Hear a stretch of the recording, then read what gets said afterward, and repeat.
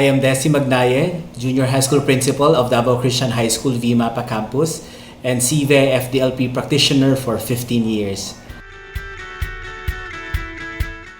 In 2005, we decided to adopt it in our high school department. CVIF-DLP is mainly an independent learning program.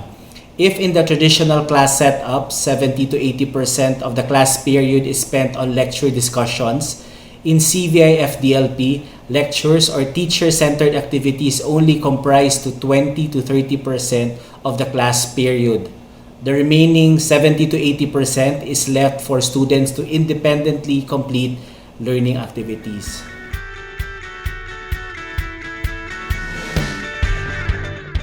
We follow the 4 DLP program components. In a traditional class, a math teacher teaching 4 classes will have to be in the classroom 4 times. However, in the DLP setup, a math teacher can teach 2 to 3 classes at the same time with the help of facilitators. A facilitator is also a teacher teaching another subject whose main role is to ensure that the activities prepared by the math teacher are done by the students. With this setup, we automatically promote learner-centered classrooms because teachers cannot be in 2 places at one time. The teacher needs to prepare independent student activities, which are mostly written activities, which allow the students to discover the lesson on their own without any prior lecture. All these activities are submitted at the end of the period so that the teacher can see how much the students already know or if they have any misconceptions about the topic. Thus, their outputs are used as basis on how the teacher will proceed to the discussion to address their difficulties or who among the students need remediation. All these activities are also filed in a comprehensive student portfolio. To ensure that our students get adequate rest, we follow a midweek non-academic day where MAPE subjects are taught on a Wednesday, including other activities such as chapel hour, small group sessions, and clubs and organizations. We also adhere to a no homework policy. All these components work hand in hand in providing our students habit-forming protocols to give them signal that it is already time to learn.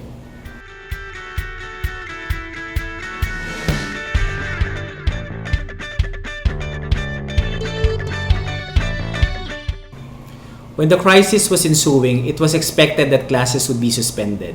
We were fortunate that a few days before class suspension, we were able to set up accounts for our students in Google Classroom, a common online learning platform, and inform them the possibility of using this in replacement of regular face-to-face sessions in school. We also had to meet our teachers to make sure they are familiar on how to use it. I remember requesting one of our computer teachers to give a crash course on the Google Classroom interface. Succeeding reminders and updates were done online using Messenger or Zoom because the quarantine did not allow us to meet physically.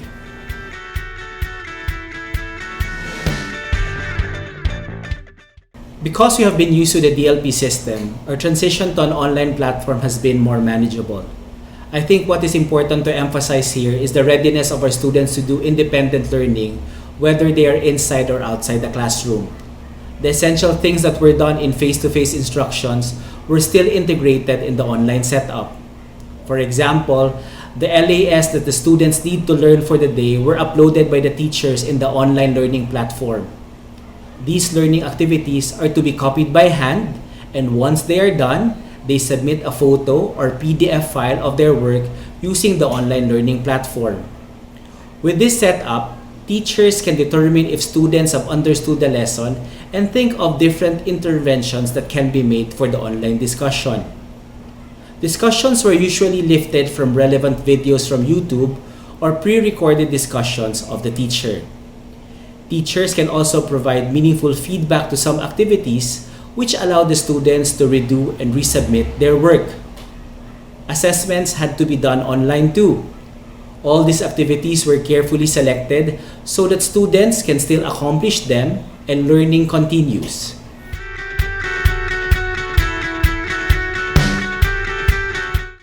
To address the challenge of internet connectivity, we had to choose activities which do not require very high bandwidth.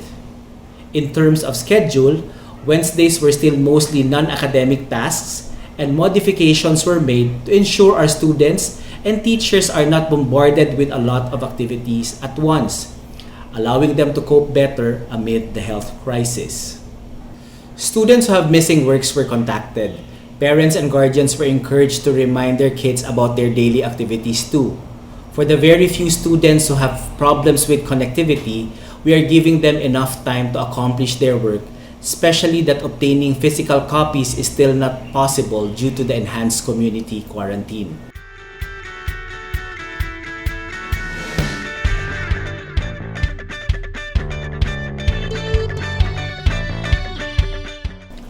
Whether online or face-to-face, our exposure to DLP rests on the principle that our students can learn concepts independently. When our students see an LAS, they already know that it is time for learning. Because of the online setup, we can say that the main teacher-student interaction happens in the LAS, which are prepared by the teacher to facilitate learning. A certain lesson can be composed of many LAS to ensure that students can learn on their own. On a survey we conducted to evaluate online classes, most of our students know that they are capable of learning independently and have put a great deal of effort in learning even in an online setup. A lot of them also said that they were challenged to learn more than expected, but this did not stop them because they feel confident about learning a new material. In the absence of regular teacher intervention, peer tutoring becomes very strong and valuable. I know of some students who made use of group chats to discuss lessons and drills on their own.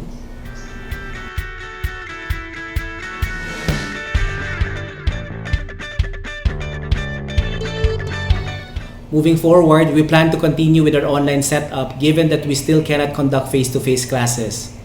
Changes have to be made to provide a better structure for our students in terms of the posting of materials online, better teacher-student online consultation, and streamlining of activities to cover all the essentials. Creating an online learning guidelines might also help, as well as equipping our teachers with the necessary skills useful in online learning. For students who have connectivity problems, we plan to provide them hard copies which their parents can get from school and submit in a specified time. Thus, DLP is very much applicable with or without the use of technology.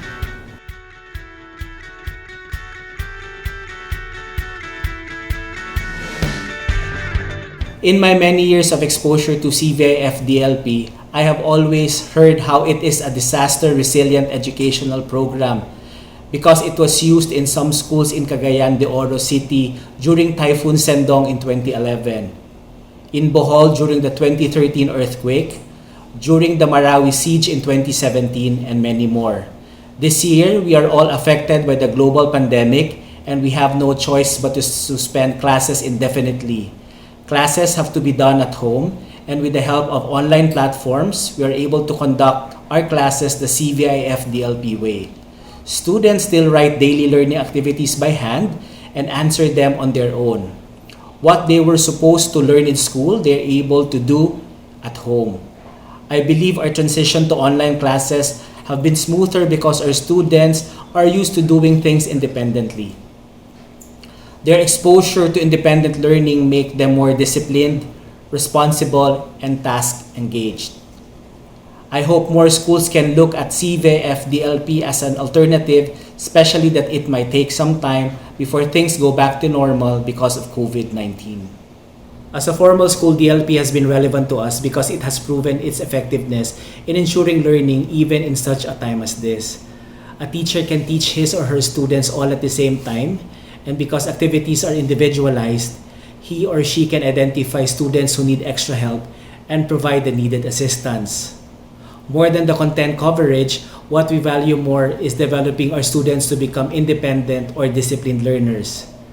When students are capable of learning on their own, they can learn anything they want, and they will not give up easily when hardships come their way.